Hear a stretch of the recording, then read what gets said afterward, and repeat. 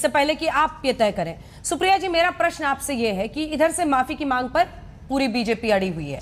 सुप्रिया, आज स्मृति ईरानी सामने आई, आप बार बार उनको राउंड डाउन कर रही हैं, लेकिन ये सच्चाई है, उन्होंने अमेठी में राहुल गांधी और पूरी गांधी परिवार की विरासत को शिकस्त दी है, अपने दम पर दी है उन्होंने वहां पर। और उनके पास कोई फैमिली नेम नहीं था, उन्होंने अपनी नींव वहां पर खुद से बनाई, जमीन बनाई, मेहनत की और वहां पर उन्होंने हरा दिया राहुल गांधी को। अब दूसरी तरफ ये जो मुद्दा बार बार उठ रहा है, इसका कोई तो हल आप लोगों के भी दिमाग में होगा, या आपको लगता है कि इसी तरह से पूरा सत्र धुलेगा? दोनों प्रश्न। क्योंकि आपने उनको लंबा वक्त दिया बोलने के लिए, मैं आशा करती हूं मुझे भी देंगी। सबसे पहले तो मैं रिकॉर्ड सेट कर दूं स्ट्रेट, क्योंकि आपने मुझे टोका और आपने बोला कि मैंने अपशब्दों का प्रयोग किया। A troll according to the Oxford dictionary, someone who leaves an intentionally annoying or offensive message on the internet in order to upset someone or to get attention or cause trouble। इसमें क्या unparliamentary है? आप कह रही हैं गधा और कोई ऑफेंसिव मैसेज छोड़ कर रहा है वो एक बराबर है, डोंकी और ये एक बराबर है। ये आपकी समझ मेरी समझ से पड़े, हो सकता है। मैं सिर्फ ये कह रही हूँ सुप्रिया जी, मैं सिर्फ ये कह रही हूँ कि ऐसे नेम कॉलिंग करने की जरूरत ही नहीं है। आप कह सकती हैं कि स्मृति ईरानी ने जो किया वो गलत है, नेम कॉलिंग, किसी को ट्रोल मंत्रालय, फिर किसी तरह से फूल कहना, ये सब की जरूरत ही नहीं है। फिर वो मुझे समझाएंगे कि मैं तो फूल कह रहा था, मैं तो फला का फूल कह रहा था, फला खिलने वाला फूल कह रहा था। There is no end to it. मैं सिर्फ ये रिक्वेस्ट कर रही हूं कि बिना नेम कॉलिंग के भी बहुत स्ट्रांगली अपनी बात कही जा सकती है। आप अपनी बात पूरी करें। मैं नेम कॉलिंग कभी शुरू नहीं करती हूं, लेकिन अगर दूसरा शुरू करेगा तो खत्म मैं करूंगी, ये मैं बता दूं।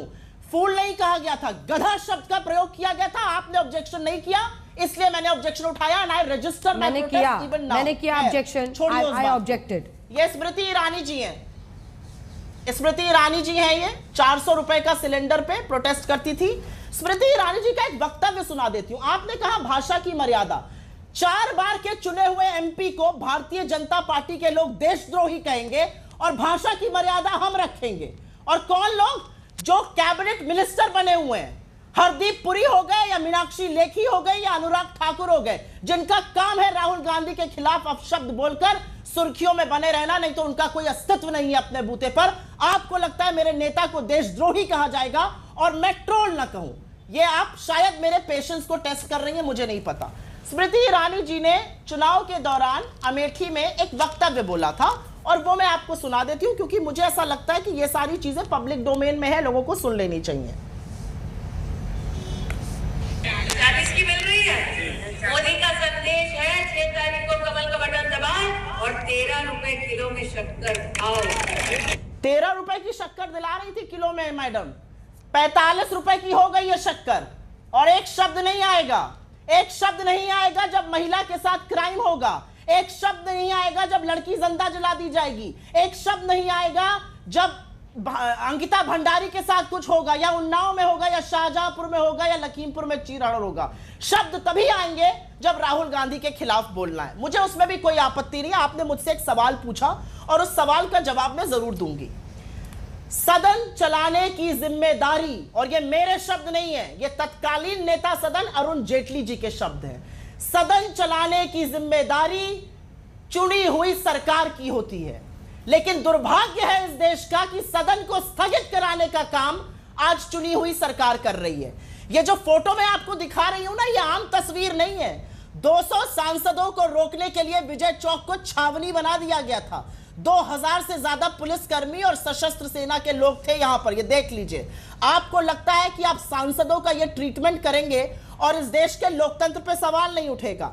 संजय राणा नाम के एक पत्रकार ने 3 दिन पहले श्रीमती गुलाब देवी से एक तल्ख सवाल पूछ लिया सड़कों के ऊपर। उसी समय उसकी गिरफ्तारी हुई और उसको जेल भेज दिया गया। यह सशक्त लोकतंत्र है। चुनी हुई सरकारों को गिराया जाएगा, यह सशक्त लोकतंत्र है। 41 मिनट की स्पीच की बात कर रहे थे, 18 हिस्से उसके एक्सपंज हो गए, यह सशक्त लोकतंत्र की बात है। मल्लिकार्जुन खड़गे जी लीडर ऑफ द ऑपोजिशन है, कांग्रेस के प्रेसिडेंट हैं, नजर नहीं नजारों की बात करते हैं, का एक शेर पढ़ते हैं, वो एक्सपंज हो जाता है। यह सशक्त लोकतंत्र की बात है। यह सशक्त लोकतंत्र की बात है कि 21 साल की क्लाइमेट एक्टिविस्ट को आप जेल में डालते हो और वहां पर मुंह की खानी पड़ती है कोर्ट में। और सारी बातों का निचोड़ एक बात है, किस बात की माफी मांगे? इस बात की कि उन्होंने भारत के लोकतंत्र को विश्व के लिए सौगात कहा है, इस बात की कि अमेरिका और चीन हिस्से में खींच रहा है विश्व को, और वहां पे महात्मा गांधी के मूल्यों और भारत का लोकतंत्र एक शक्ति बन के उभरेगा, इस बात की कि 140 करोड़ लोग जिस लोकतांत्रिक व्यवस्था में रहते हैं वो लोकतांत्रिक व्यवस्था दिशा और दिशा निर्धारित करेगी। अरे आज कोई दूसरी पार्टी होती, मैं तो कहती हूं अटल जी होते तो खड़े होकर ताली बजाते कि भारत के लोकतंत्र की अंग्रेज की भूमि में जाकर उनकी आंख में आंख डालकर बात करिए। लेकिन मैं समझ सकती हूं इनकी वेदना, इनको दिख रहा है राहुल गांधी जी को क्या असीम प्यार मिला भारत जोड़ो यात्रा में, और उसी के चलते पैरों के तले से जमीन खिसकी हुई। अगर ना खिसकी होती तो एक छोटा सा 10 सेकंड का मुझे बाइट सुनाने का मौका जरूर दीजिए। चलिए अंजना जी अपनी बात रखिए। पता नहीं पिछले जन्म में क्या पाप किएगा, हम हिंदुस्तान में पैदा हुए हैं क्या पता नहीं पिछले जन्म में क्या पाप किया था, हिंदुस्तान में पैदा हुए। पिछले जन्म में क्या पाप किया था, हिंदुस्तान में पैदा हुए। यह वक्तव्य मोदी जी ने दिल्ली शहर में नहीं, चीन में, शंघाई में और सियोल दक्षिण कोरिया में बोला था। आपको लगता है यह देश का गौरव बढ़ाने का काम था, आपको लगता है यह देश का मान बढ़ाने का काम था, आपको लगता है इससे देश का सम्मान बढ़ा। अगर आपको ऐसा लगता है तो इस बहस का कोई मुद्दा ही नहीं है। मुझे ऐसा लगता है कि जब लोग फांसी के फंदे पर झूल रहे थे, भगत सिंह जैसे लोग जो माफीनामे लिखते थे, वो हमें आकर यहां पे पाठ प्लीज मत पढ़ाए ना राष्ट्रवाद का। मैं समझ सकती हूं आपके डीएनए में सॉरी है और आप सॉरी बुलवाना चाहते हैं, लेकिन हमारे नेता का नाम राहुल गांधी है, राहुल सावरकर नहीं, ये भूलिएगा मत।